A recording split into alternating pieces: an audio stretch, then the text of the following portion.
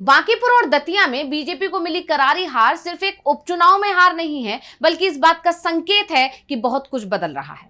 3 में से 2 जगह बीजेपी का हार जाना, वो भी बीजेपी शासित राज्यों में, और उससे भी बड़ी बात मजबूत सीटों पर, यह बीजेपी के लिए आने वाले तूफान का संकेत है। बिहार और मध्य प्रदेश दोनों ही यूपी से सटे हुए राज्य हैं। ऐसे में इसका असर यूपी विधानसभा चुनाव यानी जो 2027 के शुरुआत में होने हैं उस पर भी पड़ेगा, और ये सोच सोचकर बीजेपी आलाकमान की नींद उड़ी हुई है। तो वही राजनीति के गलियारों में भी चर्चा इस बात की हो रही है कि आखिर कैसे बीजेपी को इतना बड़ा झटका लग गया। खासकर बांकीपुर को लेकर हर कोई हैरान है। ये सीट पिछले 30 साल से बीजेपी के पास थी, इसलिए बीजेपी को ये सीट जीतना शायद बेहद आसान लग रहा होगा, और यही वजह रही होगी कि पार्टी ने नीरज कुमार को यहां से उतार दिया। लेकिन जनता ने बीजेपी का ओवर कॉन्फिडेंस मिट्टी में मिला दिया, जिसके बाद इस हार की वजहों को टटोलने की कोशिश तो शुरू हुई है। साथ ही बीजेपी के नए नवेले अध्यक्ष नितिन नवीन और बीजेपी में बिहार के सीएम सम्राट चौधरी के खिलाफ भी विरोध के सुर अब तेज हो गए हैं, और अब इनके इस्तीफे की मांग शुरू हो गई है, जिस पर हम अपनी स्पेशल रिपोर्ट में करेंगे विस्तार से चर्चा। नमस्कार, मैं हूं अंशिता।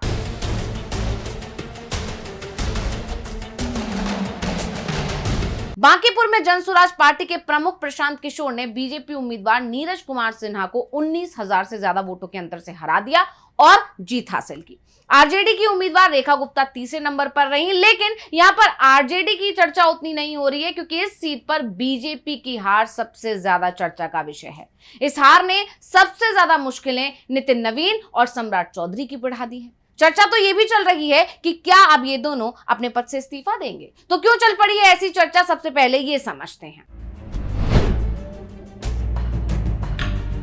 इस वक्त सबसे बड़ा सवाल यही है कि मात्र 8 महीने में ऐसा क्या बदल गया जो जनता ने बीजेपी को अर्श से फर्श पर ला दिया, जिसका सबसे पहला जवाब है कि इन 8 महीनों में 2 बड़े बदलाव हुए बीजेपी के अंदर।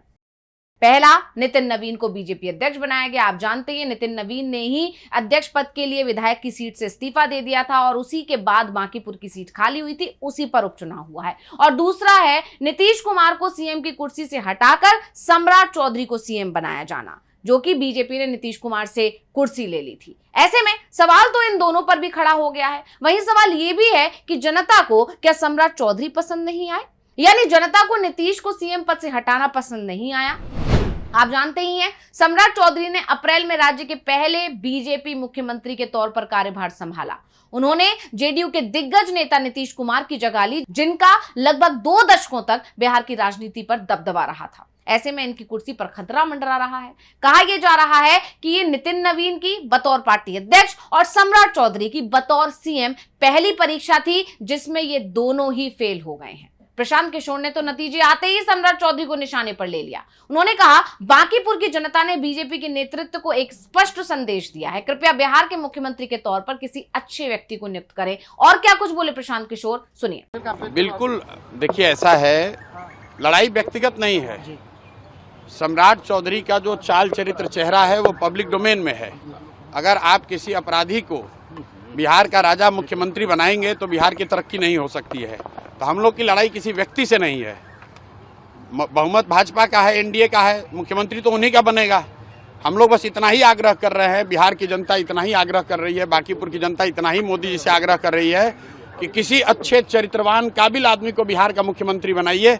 इतना ही नहीं, इस हार के बाद बीजेपी में दोनों के विरोधियों ने भी मोर्चा खोल दिया है, क्योंकि आप जानते हैं नितिन नवीन को जब अध्यक्ष बनाया गया तो भी कई लोगों ने इस पर नाराजगी जताई थी, आपत्ति जाहिर की थी। इसके अलावा सम्राट चौधरी, क्योंकि वो बाहरी हैं, उनका सीएम बनाए जाना भी पार्टी के पुराने नेताओं को पसंद नहीं आया था। इसलिए जैसे ही ये हार हुई और जैसे ही ये दोनों फेल हुए, उसके बाद से इन दोनों के विरोधियों का कहना है कि जो एक उपचुनाव तक नहीं जिता सके, वो कोई और चुनाव कैसे जिता पाएंगे। इसलिए नैतिकता के आधार पर इन्हें अपने पद से इस्तीफा देना चाहिए। और क्योंकि बीजेपी के लिए ये बहुत बड़ी हार है, इसका असर आने वाले चुनावों में भी पड़ सकता है, इसलिए दावा यह किया जा रहा है कि आलाकमान भी अब इस पर विचार कर रहा है। साथ ही हार के दूसरे फैक्टर्स भी ढूंढने की कोशिश की जा रही है। तो क्यों है बीजेपी के लिए इतनी बड़ी हार, जिस पर इतना मंथन चल रहा है, ये समझते हैं। बांकीपुर उपचुनाव के नतीजे बीजेपी के लिए खास तौर पर निराशाजनक होने की 3 प्रमुख वजह हैं। पहली, ये सीट बीजेपी के राष्ट्रीय अध्यक्ष नितिन नवीन के इस्तीफे से खाली हुई थी, जिसका जिक्र अभी थोड़ी देर पहले मैंने किया, जिन्हें बीजेपी का राष्ट्रीय अध्यक्ष बनाया गया। दूसरी, ये सीट 1995 से बीजेपी के पास थी। अभी 5 बार से नितिन नवीन इस सीट पर थे, उससे पहले उनके पिताजी इस सीट पर थे। तीसरी वजह, बीजेपी को सत्ता में रहते हुए उपचुनाव में हार मिली, क्योंकि आप जानते हैं कि 2025 में जब बिहार विधानसभा चुनाव हुए तो बीजेपी ही सबसे बड़ी पार्टी बनकर उभरी थी। ऐसे में उपचुनाव पर सभी की निगाहें थी। नवंबर के विधानसभा चुनाव में नितिन नवीन ने यह सीट लगभग 52,000 वोटों के अंतर से जीती थी, लेकिन 8 महीने बाद 19,000 वोटों से यह सीट हार गई, जिसको लेकर तमाम वजहें बताई जा रही हैं। इसमें से एक वजह यह भी है कि 30 साल की सत्ता विरोधी लहर थी बीजेपी के खिलाफ।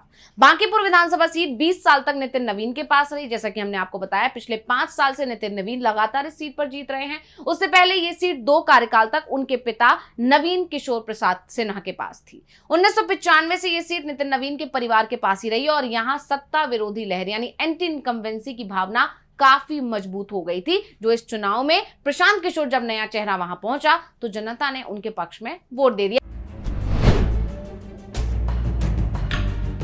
दावा यह किया जा रहा है कि इस सीट पर प्रशांत किशोर की जीत के पीछे का सबसे बड़ा कारण यही है कि सवर्ण जातियों ने अब बीजेपी को वोट नहीं दिया। ब्राह्मण और कायस्थ ने पिछले चुनावों की तरह एकजुट होकर बीजेपी का साथ नहीं दिया, यानी पहले चुनावों में ये दोनों एक साथ होते थे और इसी का फायदा बीजेपी को मिलता था, लेकिन इस बार ऐसा नहीं हुआ। बीजेपी के लिए नितिन नवीन के गढ़ को हराना, वो भी उम्मीदवार की गड़बड़ी और कम वोटिंग 34% के बाद, यह दिखाता है कि सवर्ण जातियों के पक्के वोट अब हमेशा के लिए उनके साथ नहीं रहे हैं।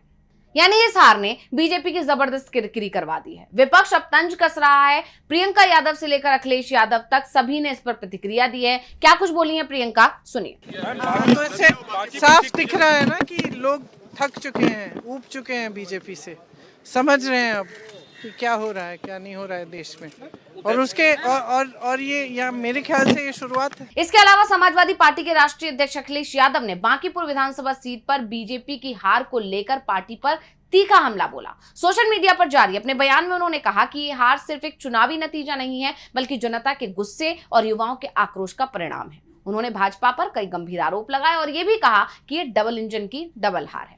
अखिलेश यादव ने एक्स पर लिखा कि भगवान को नचाने का अहंकार रखने वालों को भगवान नहीं नचा दिया। उन्होंने ये भी कहा कि जो लोग खुद को भगवान से ऊपर समझते हैं, उन्हें भगवान ने चलती गाड़ी से नीचे उतार दिया है और उनके घमंड का बुखार भी उतार दिया है।